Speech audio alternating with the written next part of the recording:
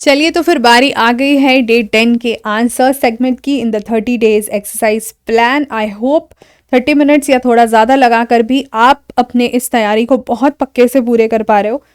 If you have seen the weekly report of the previous week जो हमने first week cover किया था, क्योंकि फर्स्ट था एक पायलट प्रोजेक्ट था, अगर आपने उस वीकली रिपोर्ट को देखा है जिसका PDF already is shared in the Telegram channel and you get the link of the Telegram channel in the description here. But अगर आपने उसको देखा है तो आपको ये पता है कि हमने कितने डिटेल में, कितने इन डेप्थ तरीके से questions and answers and many indirect and direct pointers को भी कवर किया है। तो आज हम डे 10 के आंसर्स पे जाते हैं और देखते हैं कि अंजन कलश IAS आज आपके लिए क्या लेकर आया है। सो 14 फेब में अब हम आंसर्स सेगमेंट पे पहुंचते हैं। ज्योग्राफी का क्वेश्चन था that which crop is known as the golden fibre. Very easy question, one of the easiest, but let us see कितने लोगों ने सही किया है ये आपको खुद में पता होगा। Jute is the right answer, but let us see कहाँ से हम ये लेकर आए हैं। So this is from NCERT class 10th geography. There is a chapter on agriculture and in your syllabus, in your GS3 main syllabus, economy में agriculture section जो है, so you have a separate topic of different crops and cropping pattern, ठीक है। और prelims में बहुत सारे questions crops, plants, इन चीज़ों पर आए हुए हैं already. So therefore this becomes very important, मतलब सारे ही क्रॉप्स बिकम वेरी इंपॉर्टेंट। तो इस चैप्टर को बहुत अच्छे से पढ़ लेना। यहीं पे देखो जैसे जूट के बारे में दिया हुआ था that it is known as a golden fibre and just read more on it, ठीक है। अगर मैं आपको एक बार प्रीलिम्स के क्वेश्चंस पे ले आऊँ इनडायरेक्टली, तो देखो क्रॉप को ऐसे करके बहुत जगह आपको कीवर्ड में मिल जाएगा, ठीक है। तो ये डायरेक्टली इससे नहीं परेशान होना। देखो यहाँ पे तो सीधे अलग अलग कीवर्ड्स को लेके पूछा गया, अलग अलग क्रॉप्स को लेके पूछा गया। तो आप जब कीवर्ड सर्च करोगे तो आपको कुछ directly question on the crops मिल जाएंगे, कुछ जहाँ पे सिर्फ वो वर्ड फिगर आउट करता है। लेकिन आपको ये ज़रूर दिखेगा कि क्रॉप्स रिलेटेड ऐसे बहुत से क्वेश्चन हैं जो कि पूछे जाते हैं, ठीक है।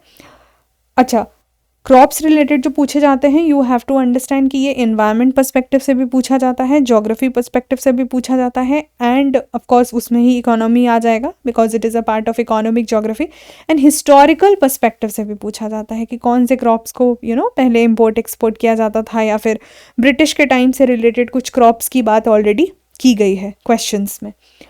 नेक्स्ट क्वेश्चन है Nagarjuna Sagar project is constructed on which river.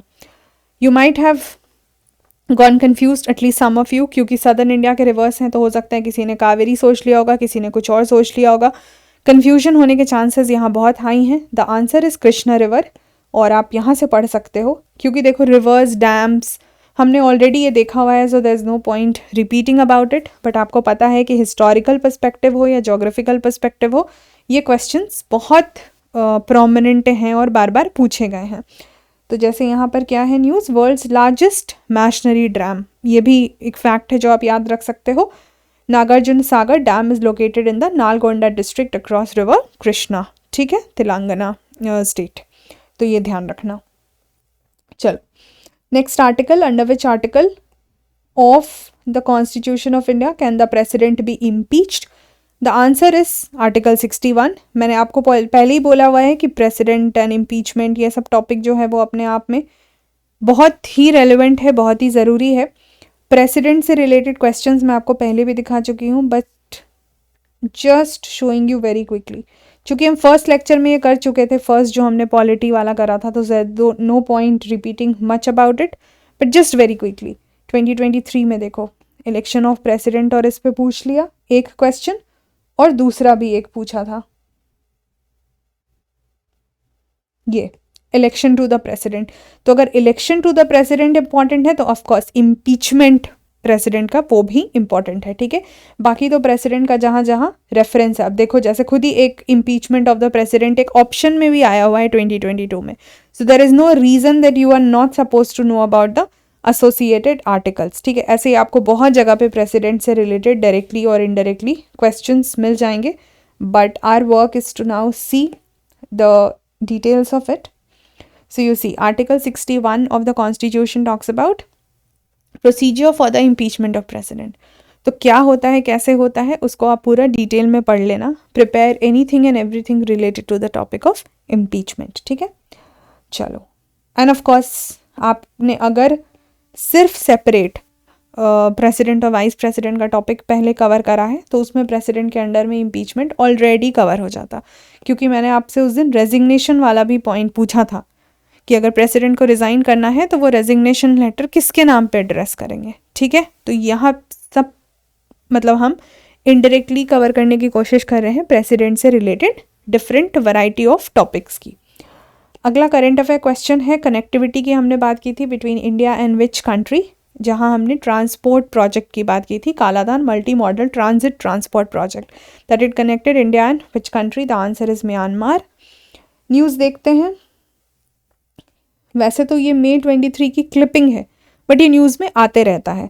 तो यहाँ से what are the things you are suppose to remember.